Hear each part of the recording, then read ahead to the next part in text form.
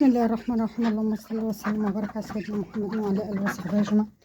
دلوقتي بقى يا حبايب قلبي هنطلع نكده بقى عشان ننضف العشاش، بما اننا بقى غسلنا سجادنا وروقنا حالنا، فمن استعدادات الشتاء برضو حاولت اطلع كده اروق العشاش بتاعت الطيور، لان زي ما انتم شايفين في البدايه كده المنظر والله لا يسر عدو ولا حاجه. شوفوا العشاش بتاعتي والله كلها روبة روبة روبة بالمنظر ده. شوفوا كمية القرف والتراب اللي فيها، ولو عايزة تتحك يعني تتحك ادي احنا هنتحك. اشيل كده بايدي كده، اشيل دي خزن كده عاملاها عشان لو عندي حاجة صغيرة يعني جاي هنا كده ومحوطة كده الطوب عليه واقف كده، والله انا اللي بنيها، انا اللي بنيها دي يعني واقف كده عاملة. بما انه قدامنا وقت بقى ادعوا لجوزي يا حبايب قلبي ان ربنا يشفيه ويعافيه، تعبان اليومين دول مش عارفين ايه اللي فيه بالظبط. راح الشغل ورجع، الراجل قال له روح. انا جوزي شغال عامل يعني بدراعه كده في بنزين، واقف في بنزين يا حبايب قلبي. ادعوا له ربنا يرزقه برزق عيالنا، 5 عيال في الايام دي صعب. يلا الحمد لله ربنا يرزقنا برزقه. شوفوا شكلها، هتمسها وانضفها هرجع لكم تاني عشان معانا العشة التانية برضه. هنا يا حبايب قلبي بكون كنستها، ودي المكان اللي انا بشرب فيه السمكوات. ده زي بحط الطبطان اللي هما اللي فوق دول قدام يعني في الحته دي كده، وعشان تبقى ايه زي المربعه كده. والصاجه اللي انا بشوي عليها برضه بخبيها جنب الخزان هنا. وده غرفه الحماميات نظيفه الى حد ما يعني حلوه شويه عن باقي العش. هنا يا حبايب قلبي اهو نضفت الحته هنا، نضفت المكان ده كده معاكم، وهنا المكان نضيف خالص. ولما يبقى الكنسه هنا هشيل بس البرميل دوت عشان اكنس تحته ما يكونش تحته فوق. شوفوا رغم ان احنا بننضف وبنكنس، هنا بقى كل ما اجي اشيل البرميل ده الاقي تحته فوق. لو قلت ابني خايف على بيعمله يقول انت بتصوت لي عيب.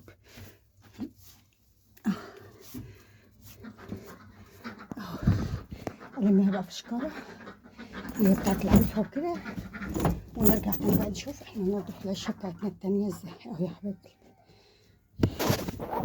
وده يا حبايب قلبي لابو محمد ان ربنا يشفيه ويعافيه، لان والله العظيم انا عارفه اعمل اي حاجه من غيره، والظروف صعبه جدا. اليوم اللي هو قاعده في البيت ده لانه شغال باليوميه، الدنيا مش ماشيه خالص. انتوا عارفين الايام ده الدروس، بنتي اللي في الثانوي دي بتاخد الماده ب300 جنيه. ادعولي ادعولي يا حبايب قلبي، اما اللي في الثانوي بتاخد الماده ب300 جنيه 9 مواد وغير القران، يعني بتخش لها في 3000 جنيه دروس لوحدها. بالله عليكم ادعوا له ان ربنا يشفيه ويخلي له عياله ويجعله سند لنا بعد ربنا. يا حبايب قلبي ما شاء الله عشان نروح دي البنت بقى جايبه لي كوبايه الشاي دي، اقعد اشربها واتكلم معاكم بقى كده شويه، لان والله يا حبايب قلبي ربنا اللي عالم بيا والنفسيه. اقول لكم تحت الصفر لا، وانا ولا عايزه اعيط ولا عايزه ازعل ولا عايزه اتنكد ولا عايزه اي حاجه من ربنا الا الستر. جوزي والله يا حبايب قلبي زعلان ان انا عملت القناه دي، زعلان بيقول لي ليه تفرجي الناس عليكي كده، وشايف ان هي حاجه مش كويسه، شايف ان هي حاجه مش كويسه يعني وكده. ليه؟ لانني يعني بس والله العظيم انا الود بدي اروح اشتغل في مكان تاني ايا كان المكان انا راضي، والله ايا كان المكان انا راضي، بس اهم حاجه يكون مكان محترم وكده.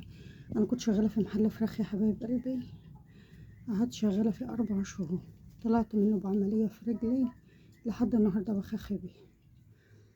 عندي تغيير مفصل ورجلي يعني بعض في حضراتكم، انا عندي رجل ورجل، يعني رجل سليمه الحمد لله ورجل فيها اشتباه ورم طالعه، يعني ربنا اللي عالم بيا ماليش واقفه.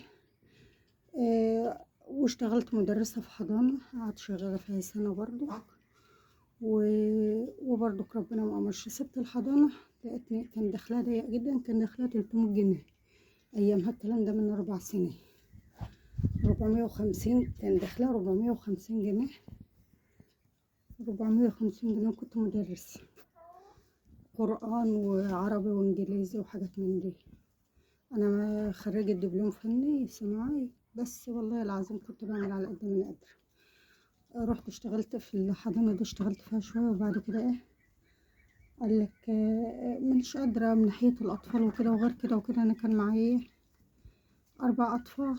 يعني من 4 سنين كان ابني اللي هو في أولى ابتدائي ده كان لسه عنده سنتين أو ما كملش السنتين.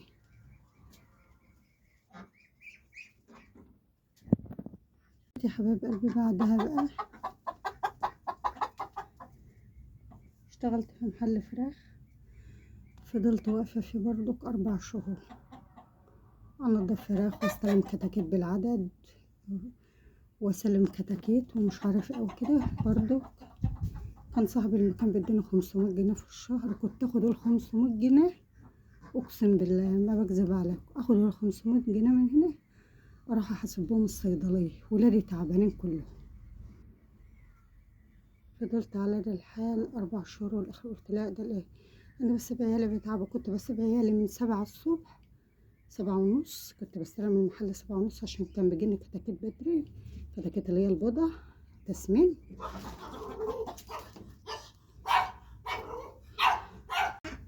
كنت بستلم المحل بدري، اجي الساعة 1 اكل عيالي وارجع تاني، وكنت اقوم بدري بقى اطبخ واعمل كل اللي ورايا، ارجع تاني اجي اغدي عيالي وكده، وارجع اروح تاني الساعة 2. شوفوا من 7 ل1، وساعة واحدة اللي هي امشي منها 2:30، ارجع اجي الساعة 7 بالليل استلم الفراخ بقى البيضة اللي هي اللي الدبح دي.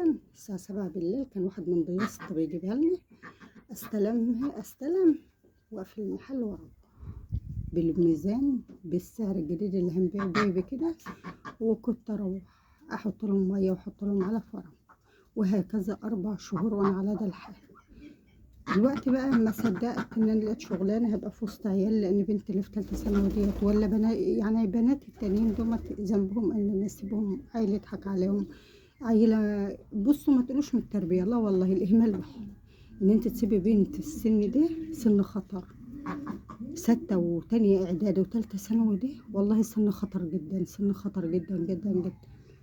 اخوهم اللي هو في الجيش ده كان ونس لنا، وكان سند لابوه، كان بيشتغل في محل صالون حلاقه مع عمه، وكان برضو يعني بيدخل لنا برضو رزق وكده.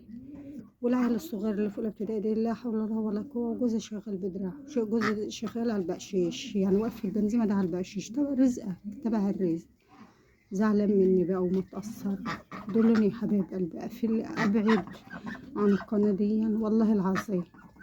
لو هي يعني هو زعلان بيقول انت بتفرج الناس عليكي، والله محتاج فرجة. أنا بقول ببريز العيال يا حبايب قلبي، والله العظيم أختكم لو قلت لكم أنا ما ببطل.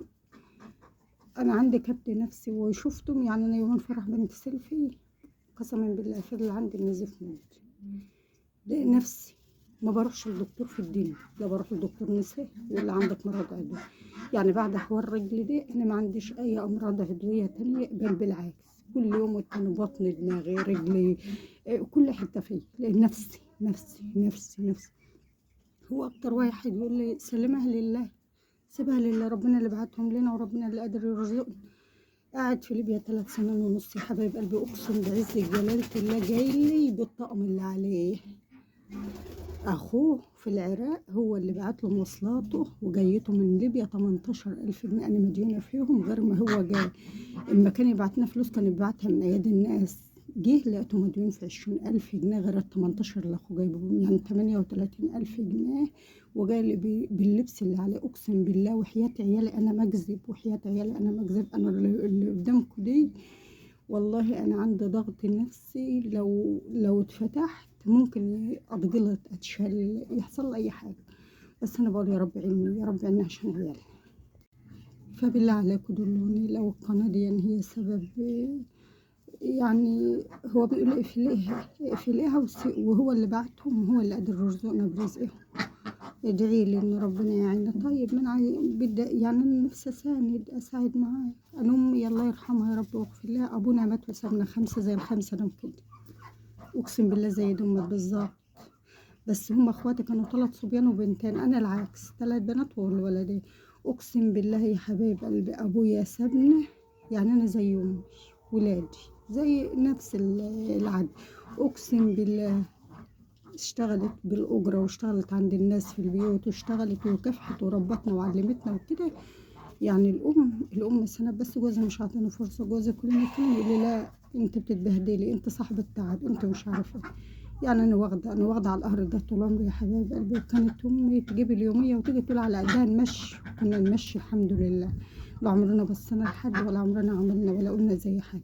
جوزتني وجوزت اختي ووقفت راجل وربتنا. ابويا ميت وسايبني انا، يعني انا كنت رقم 3. والله كان عندي 5 سنين يا حبايبي، وكان اخويا عنده سنة وكانت اختي عندها 3 سنين. يعني ما كان سايبنا حتة. والكبير كان في تانية اعدادي، واللي وراه كان في سنة 6. كان في سنة 6. يعني احنا كنا حتة. فانا عايزه برضو كانش عيالي زمان اتربت، بس الايام اللي صعبه وجوزي صعبان عليا. انا جوزي صعبان عليا. دلوني يا حبايب قلبي ربنا يكبركم وجبرني تعجب له اهل السماء والارض. انا طلعت انا على السطح اتكلم معاكم لان هو قاعد تحت تعبان ونفسيته تعبان عشان الضغوط اللي عليه، وداخل علينا الشهر وكده.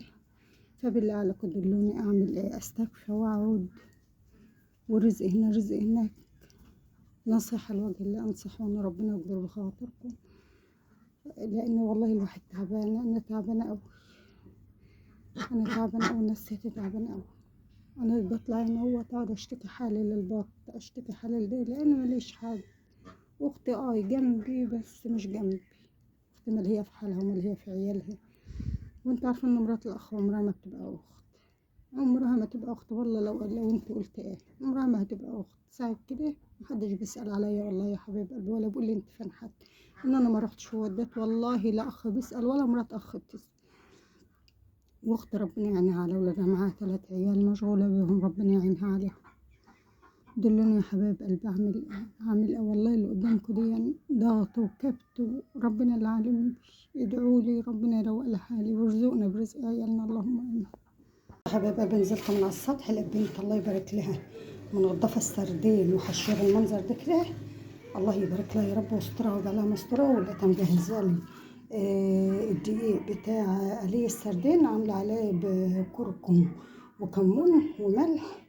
ولقيتها عاملة لي هنا السلطة، بس جيت اسألها ما زودتش عليها بصلاية ناشفة. قالت لي يا ماما انت عارفة ان انا فيها حساسية وبخاف، يا ربكش هزود عليها بصلة ناشفة.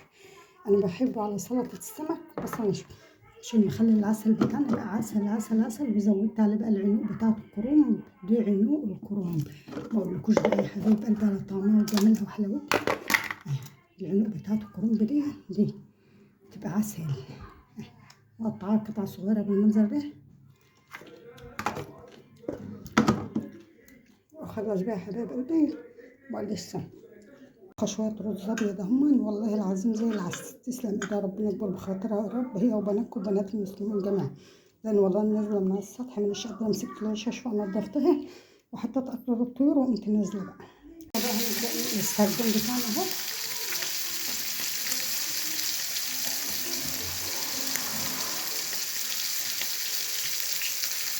أنا كل السردين دي حاجات عندي في السوق لازم أكل ولادي. عشان ياكلوا أمي الفراخ وكده. بس أهم حاجة تحط على نضرب كركم عشان تزودها بالزيت. كركم حلو بيخلي لون السمكة جميل والرز. يلا حبايب قلبي عشان نرجع لجهز غدانا وارجع لكم. حبايب قلبي بقى بكون جهزت الغدا اهو الحمد لله. جهزنا إلينا السردين اللي طول ما هو في السوق ده عيش انا بحبه، لانه انتوا عارفين غذاء وعارفين الغذاء اللي فيه، والدكاتره كلها بتقول. هنا زودت بصليه على السلطه بتاعتنا اهوت، وهنا عملت طبق تاني سردين اهوت، وهنا غسلت المخلل المخلل اللي انا عاملاه جميل جميل جميل، والله جميل يا حبايب قلبي. وتخلي الاول وكده بكون جهزت الغدا. وادعوا لي يا حبايب قلبي بصلاح الحال يا ولادي، وادعوا لي ان ربنا يفرج عني ويشفي زوجي، اللهم امين يا رب العالمين، ويرزقه برزق عياله.